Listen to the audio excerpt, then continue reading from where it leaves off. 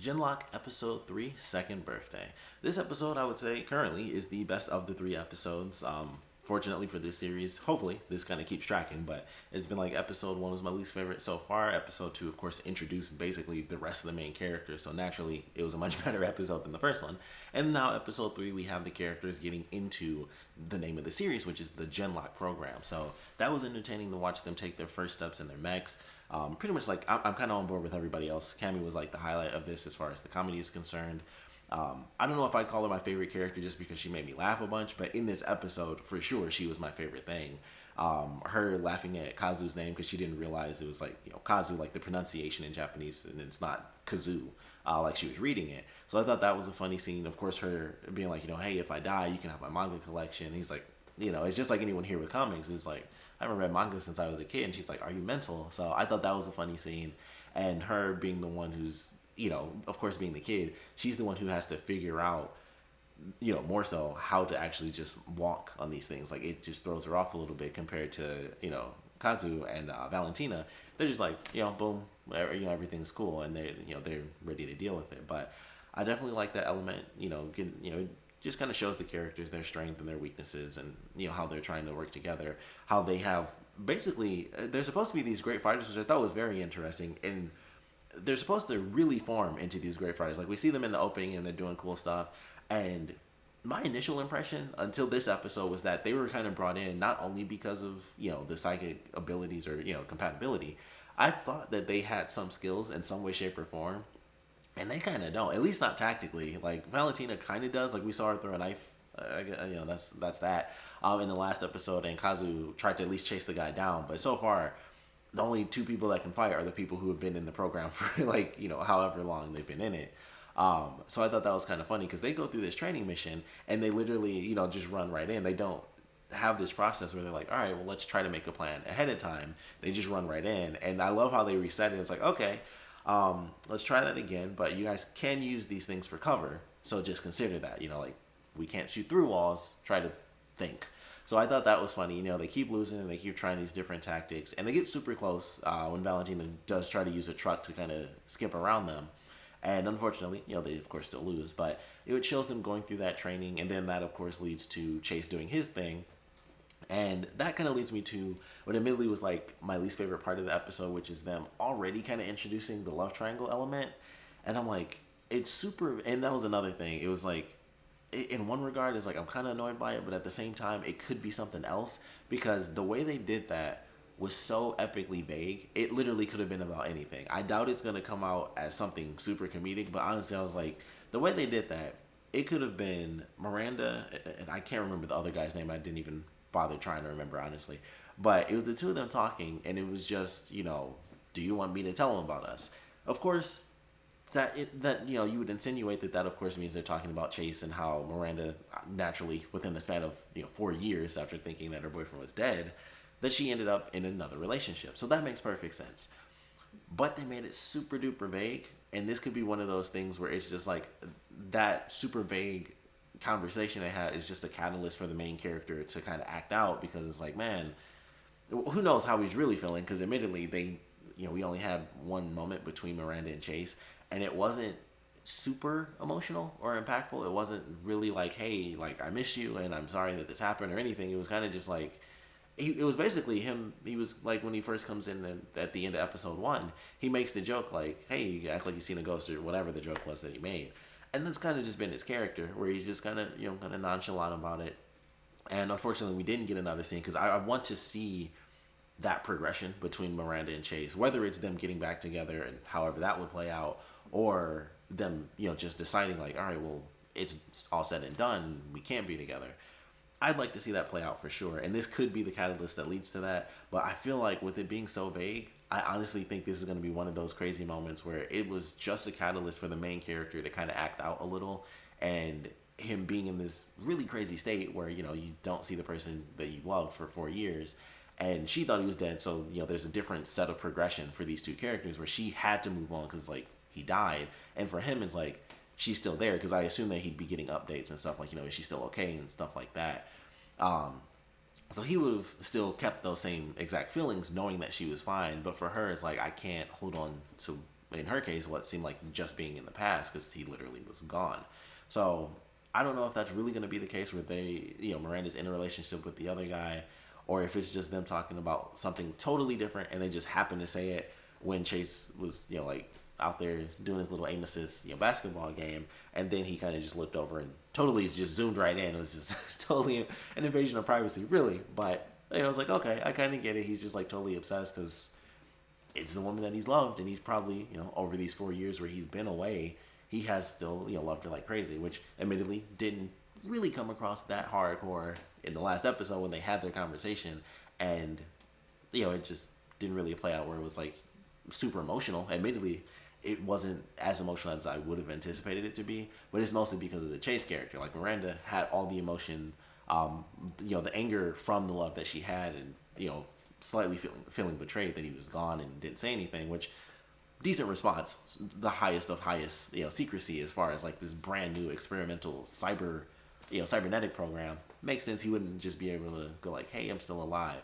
But there wasn't much of a understanding in that moment. It still ended with them both just being like, this is messed up. Like, it's just not, what it should be. So I want to see that going forward, but I don't, if it is a love triangle thing, it's just like, it makes sense as far as, the time span of the show, because it's been 4 years. But for us, it's like, man, it's already episode 3. I don't give a crap about like a love triangle element, at least. Like, if they maybe waited a few more episodes to introduce the fact that they could be together, and it just hadn't come up yet, and it was maybe like in a month or so, like 3 or 4 more episodes, then I'd be like, okay, we didn't know that, and it was kind of in the background, and maybe that would explain, if they did certain scenes where she was seemingly acting a little weird or something like that, and be like, okay, that kind of explains it. But they kind of just threw it in, and it's just like, man, I hope that's not a big part, which I assume it will be, because literally involves the main character and his love life. And I'm just like, I'm more interested in like these people going into mechs and stuff. And so I'm just like, oh, I hope it doesn't take up too much time, admittedly. And plus, like I said, it was just like right in the 3rd episode. I was like, man, I hope that's just like a catalyst. Because, of course, they have Chase act out during his training session where he's like, oh, no, I want to get involved. And that's because it was Miranda. But mostly it was the other dude. I'm probably just going to call him the other dude. I think that'll just be his name for me. Until he does something super epic, he's the other dude for now. But, he was mad at him, and, they have the scene where he gets, like, right up in front of his ship, and he, like, shakes his head no or something like that. And then, of course, when he gets the flag, he's, like, slams it, and it's basically like he's throwing this, dangerous object between this dude's legs, and that was kind of the visual aesthetic of it. And I was like, okay, that was interesting. They did have a split second where they show Miranda having a reaction to Chase, taking out the other guy. And it was like, okay, that could just be her reaction towards Chase more than it is the other guy being affected, or her thinking that Chase might know something. So once again, it's vague. It's kind of hard to tell because they already don't have the greatest relationship right now, considering he came back to life and they didn't have the most copacetic conversation in the last episode. So it'll be interesting to see. And like I said, I personally would love it if it wasn't a love triangle, but it also just makes perfect sense. Like, that is a big element for love. Like, you, especially because that happens so very rarely, that people seemingly die for 4 years and then they come back. That doesn't happen too often. So it makes sense that would actually be the case, but it's just like, man, I hope it doesn't take up too much of the show, and it's just right in episode 3, I'm just like, I'm not really ready for all that. Like, there's still so much we need to know, literally just about the armies and admittedly the main characters.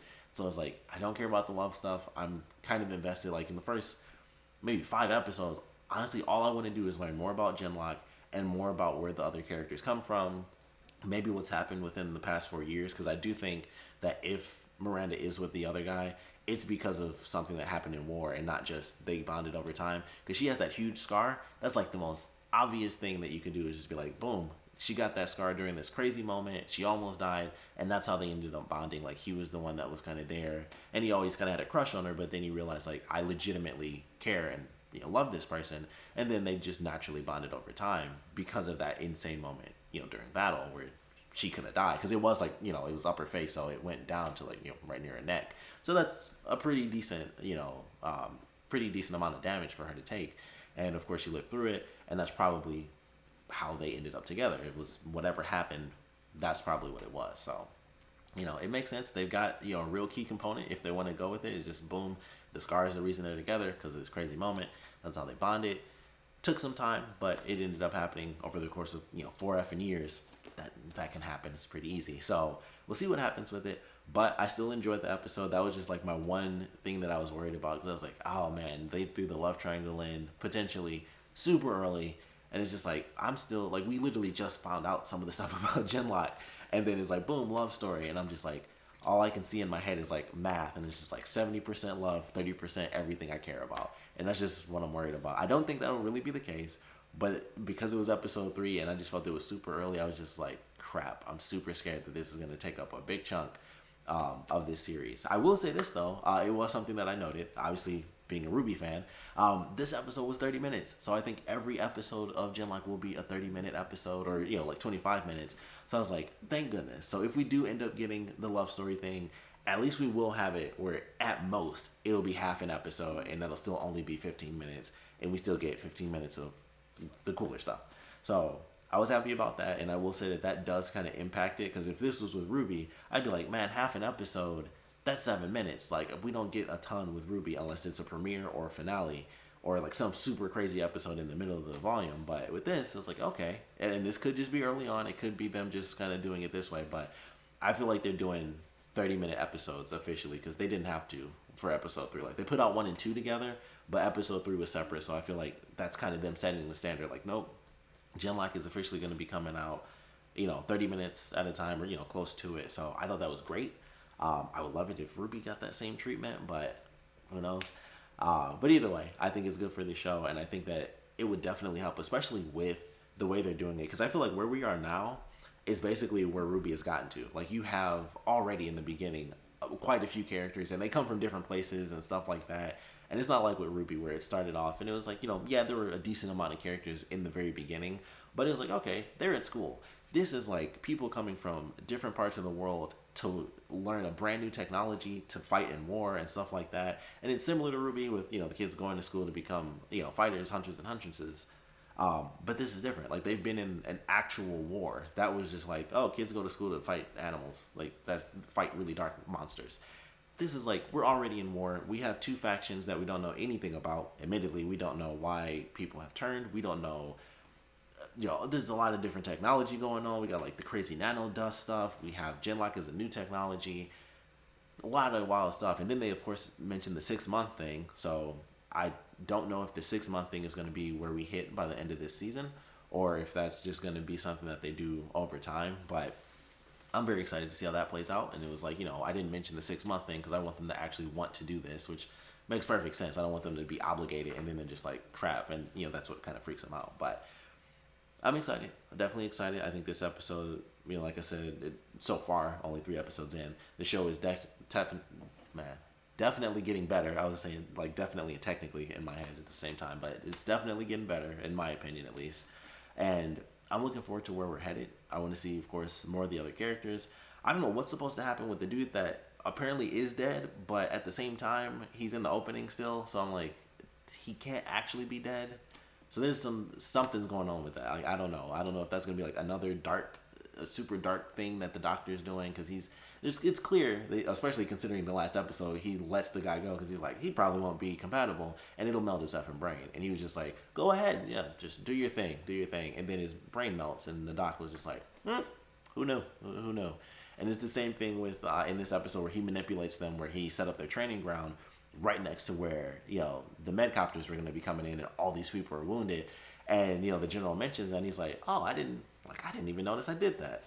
Crazy. So he does stuff. Like, he's a genius character, but he's a dark genius. So that guy might not actually be dead. Like, something's going on there. Like, he wouldn't be in the opening if something wasn't going to happen and he didn't like actually come back. So I don't know what that element is, but somewhere in there, that guy has to come back to life, or he's never, he's not actually dead. But I'm curious how that's going to play out. But in general, I think the show's getting better, and I'm excited to see where we're headed. I hope we don't get too much of the love stuff, because I don't really care much about that, especially with it being like the first 3 episodes.